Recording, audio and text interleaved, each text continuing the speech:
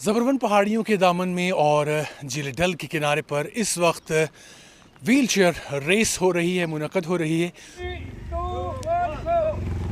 Kashmir mountaineering bike association की जानिब से आज SKICC श्रीनगर से लेकर टूलिप गार्डन तक एक व्हील चेयर रेस का एहतमाम किया गया, जिसमें करीबन 40 से ज़्यादा पार्टिसिपेंट्स ने शिरकत की और ये रेस टूलिप गार्डन के गेट्स पर इख्तिताम पजीर हुई। और इस रेस को SSP traffic city Srinagar Ejaz Ahmad ने हरी झंडी दिखाकर रवाना किया। ये जो है रहीम ग्रीन्स ने आज ये एक रेस रखी इनके लिए, जो स्पेशली एबल्ड बच्चे हैं उनके लिए। ये एक अच्छा एक प्रोग्राम है जिसमें कि जो भी स्पेशली एबल्ड होते हैं उनको थोड़ा इनकरेजमेंट करने के लिए कि अपनी ज़िंदगी को एक नए तर्ज से देखने के लिए, एक नए दिशा से देखने के लिए, और इनको ये पूरा सपोर्ट हमारी तरफ से मिलना चाहिए एज अ सोसाइटी कि इनको अगर कहीं अल्लाह ताला ने किसी एक तरीके से जो है उनको जो डिस्पोजेस किया है, लेकिन दूसरे तरीके से अल्लाह ताला ने उनको ज़्यादा किया और इनकी जो स्टेमिना है वो अच्छी है। 1 किलोमीटर की रेस थी, तब भी जाके वो विदिन अबाउट 10 मिनट्स यहाँ पहुँचे, तो बहुत ही अच्छा लगा। हम चाहते हैं कि इस तरह के प्रोग्राम और भी होने चाहिए, जो स्पेशली एबल्ड हो तो उनको एनकरेजमेंट किया जाए, उनको स्पोर्ट्स की तरफ रागिब किया जाए। ये एक बहुत ही अच्छा इनिशिएटिव है। इस कामयाब व्हील चेयर रेस में इरशाद मंजूर साहब जो हैं वो पहले नंबर पर आए हैं। आइए उनसे बात करते हैं। इरशाद साहब, सबसे पहले तो आपको मुबारक हो, आपने पहली पोजीशन हासिल की। शुक्रिया करना चाहूँगा आपका कि आप यहाँ पे आए हमारी हौसला अफजाई के लिए, उसके लिए तहे दिल से शुक्रिया। और अल्लाह का बड़ा बड़ा शुक्रिया कि उसने जो एक रिदम बनाया पिछले कुछ सालों से वो कंटिन्यू चल रहा है। मुझे बताएं कितने टाइम में आपने ये रेस कम्प्लीट की? मुझे एक्यूरेट आज टाइम याद नहीं है क्योंकि बारिश गिर रही थी, मोबाइल्स वगैरह बंद किए थे, तो एक्यूरेट टाइम नहीं, लेकिन अराउंड मुझे लगता है मैंने ये 3 मिनट अराउंड के आसपास मैंने कंप्लीट किया है ये।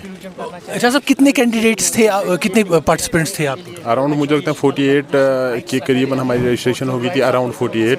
तो उनमें बॉयज़ गर्ल्स अंडर 18 एबो 18 सब पार्टिसिपेट कर रहे थे। 4 कैटेगरीज थी, बॉयज़ और मेंस की।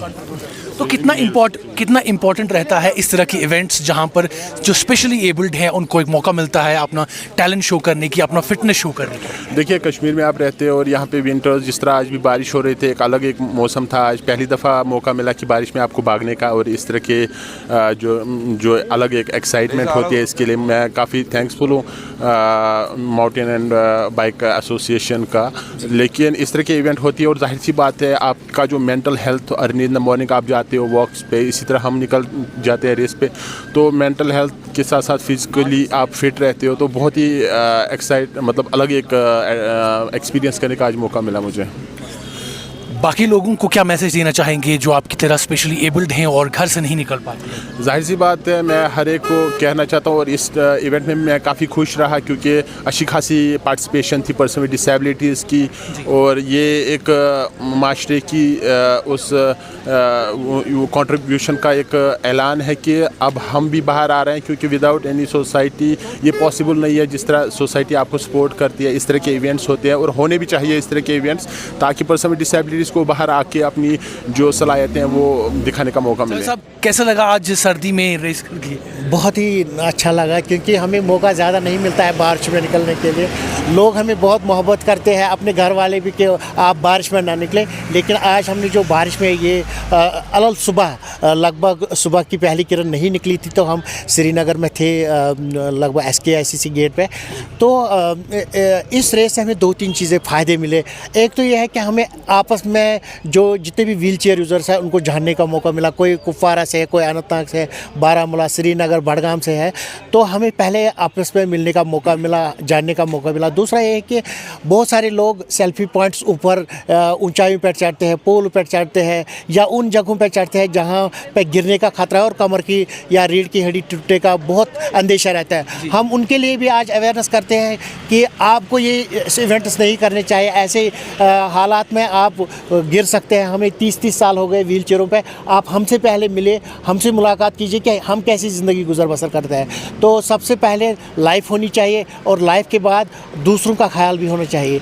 दूसरी बात यह है कि बहुत सारे लोग ड्रग्स का भी इस्तेमाल करते हैं। अगर हम इन्हीं रेसेस का इनकाद करेंगे, स्पोर्ट्स इवेंट्स का इनकाद करेंगे, तो मुझे लगता है कि हम बाकी सोशल इवेंट से दूर रहेंगे। और चौथी बात यह है कि जो पर्सन विद डिसेबिलिटी ज़्यादातर अंडर एस्टिमेटेड रहते हैं कि ये क्या कर सकते हैं, क्या ये सुबह निकल पाएंगे।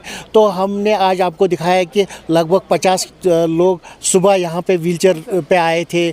कोई सर्दी का डर नहीं था, कोई बारिशों का डर नहीं था, बल्कि हमने अपने टैलेंट का शो किया कि हम में भी टैलेंट है। तो गवर्नमेंट को भी चाहिए कि जो rights of person with disabilities act है या बाकी नेशनल ट्रस्ट एक्ट है, उनकी अमलावरी ज़मीन पे होनी चाहिए, ताकि स्पोर्ट्स के अलावा एजुकेशन, एम्प्लॉयमेंट, रिक्रिएशन ये सब मिलने चाहिए, ताकि हम एज पैरासाइट्स या डिपेंडेंट्स नहीं रहे, बल्कि हम कंट्रीब्यूटर्स रहे। और दूसरी बात यह है कि बहुत सारे हमारे स्पोर्ट्स पर्सन है, जो लड़के लड़कियां हैं, उनको स्पॉन्सरशिप की ज़रूरत है। अगर ऐसे ही ऑर्गेनाइजेशन सामने आती, गवर्नमेंट सामने आती, तो बहुत सारे लोग हमारे मेडल्स लाते नेशनल, इंटरनेशनल और ओलंपिक लेवल पे। जैसे कि हमारे प्राइम मिनिस्टर साहब ने हाल ही में बोला कि पैरा ओलंपिक्स, जहाँ पे पर्सन विद डिसेबिलिटीज़ ने इंडिया को रिप्रेजेंट किया, हमने ज़्यादा मेडल्स लाए जो कि नॉर्मल पैरा ओलंपिक्स, जहाँ पे नॉन डिसेबल लोगों ने पार्टिसिपेट किया। तो हम चाहते हैं कि एवरीवन शुड सपोर्ट अस और इंक्लूजन होना चाहिए,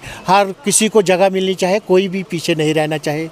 आपका भी बहुत शुक्रिया कि आपने अलग सुबह आके हमारे इस रेस को उजागर किया। जो लोग नहीं हमें लाइव देख पाएंगे, अपने घर में देख पाएंगे, तो be a part not a part. Thank you.